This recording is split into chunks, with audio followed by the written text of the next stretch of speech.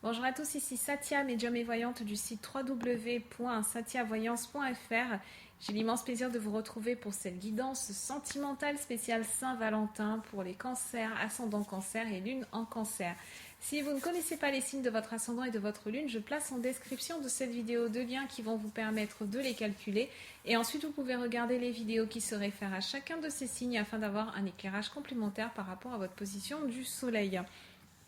Donc, avant de commencer, hein, j'adresse bien entendu mes meilleurs voeux de bonheur, de joie, d'amour, beaucoup de romantisme hein, pour cette journée des amoureux hein, qui arrive déjà demain. Hein.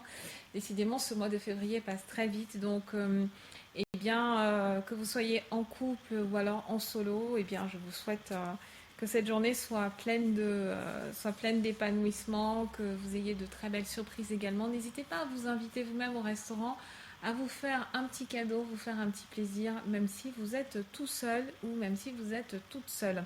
Regardez également le taroscope hein, d'ordre général que je propose ce mois-ci pour les cancers. Donc, c'est un tirage qui s'adresse un petit peu à toutes les personnes hein, du signe du cancer. Je vais essayer de couvrir un maximum de possibilités. Néanmoins, il se pourrait que certains aspects ne vous parlent pas particulièrement. Alors, vous pouvez me joindre par email à satiavoyance@gmail.com ou alors vous laisser un commentaire tout simplement si vous avez des précisions par rapport au tirage. Donc c'est important s'il vous plaît, je ne fais pas de consultation privée via les commentaires. Par contre, je peux apporter un éclairage complémentaire si vous me demandez précisément quelle est la signification de telle ou telle carte. Donc merci de ne pas confondre les deux. Les consultations personnalisées sont basées sur vos coordonnées et demandent un travail supplémentaire. Et donc, eh bien, je vous demanderai de prendre rendez-vous à la même adresse, donc satiavoyance@gmail.com. Merci par avance. Donc pour ce tirage amour spécial Saint-Valentin, j'utilise l'oracle des anges de l'amour de Dorine Virtue. La toute première carte pour vous, ami Cancer. Alors déjà, je vois que vous avez une carte en commun dans la même position qu'un autre signe. Il me semble que c'est le signe du Capricorne qui avait lune de miel également en contre. Donc votre toute première carte, c'est vraiment votre état d'esprit, c'est la photographie du moment présent, au moment où vous, à l'instant où vous regardez cette vidéo, et cette carte, elle vous dit de lâcher prise. Juste après, on a lune de miel. Donc je pense que vous êtes vraiment dans une situation un petit peu délicate, un petit peu périlleuse, ami Cancer. Euh, il y a quelque chose vous avez une épine dans le pied en ce moment. Vous n'arrivez pas vraiment à mettre le doigt dessus, mais il y a quelque chose qui vous agace, il y a quelque chose qui vous embête, une situation qui ne vous correspond pas vraiment. Les vibrations d'une certaine relation ne sont pas, elles sont pas vraiment celles que vous attendiez. Soit les choses se sont dégradées, ou alors vous avez peut-être mis le doigt sur un mensonge qui vous a été fait. Il y a une nouvelle information, en tout cas, qui vous est parvenue, et vous en avez un petit peu marre là avec cette carte. Hein. C'est pour ça que vous avez envie de lâcher prise. Hein. Donc laissez cette situation euh, se dérouler jusqu'à son terme. Hein. Donc soit on arrive vraiment presque au terme, soit voilà, ça tient vraiment qu'à un fil. Hein.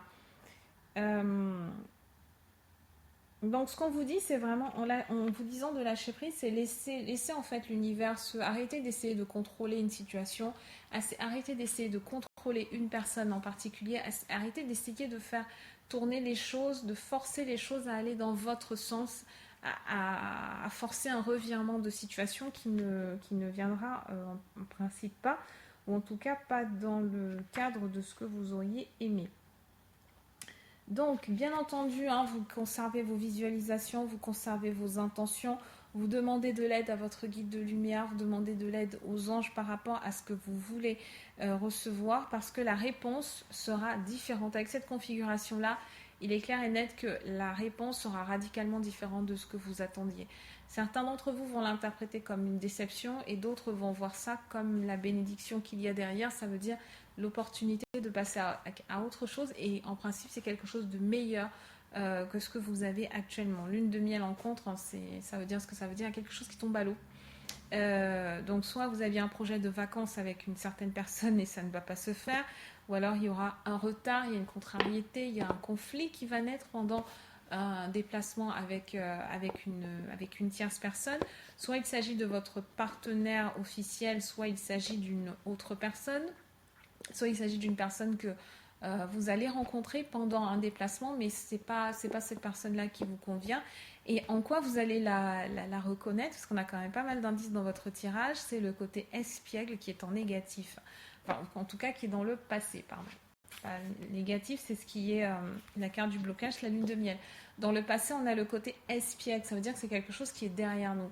Donc, si vous êtes un cancer célibataire et que vous avez l'intention de voyager, vous avez l'intention de vous offrir une petite escapade dans la villégiature, là, en campagne, etc., ou en ville, hein, peu importe la destination, mais si vous avez cette intention, que vous avez pris votre billet, vous avez tout réservé, etc., que vous y allez, vous allez rencontrer une personne qui ne sera pas forcément très fun.